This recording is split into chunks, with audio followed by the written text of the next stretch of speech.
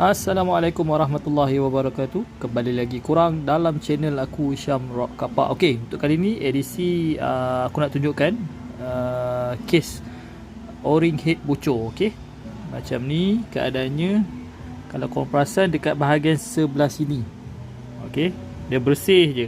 So maknanya O-ring head di bahagian sini dia bocor tau.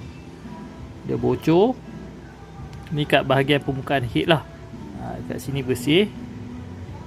Okey, dalam 2-3 hari memang aku dah bau cooler tu semua, cuma malas nak buat sampai dah dia tak hidup. Kalau korang tengok dekat bahagian pelak ni pun penuh air lah. Sekejap aku zoom sikit. Penuh air cooler kat sini.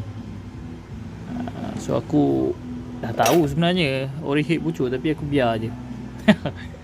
Malas nak buat. Okey, sampai dia tak hidup barulah aku rajin nak buat ni. Okey.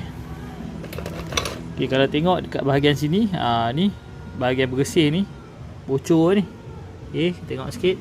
Okey, kesan-kesan terbakar ni. Ni terbakar. So kat sini sikit terbakar. Ni terbakar ni.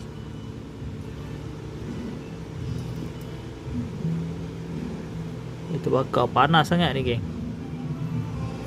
Bila korang set motor ngam-ngam, dia punya setting carburetor, risiko dia macam ni lah.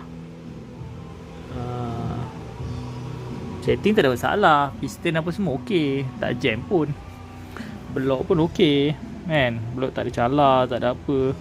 Cuma tu lah, O-ring head ni dia tak, apa cakap, dia tak tahan lah kan.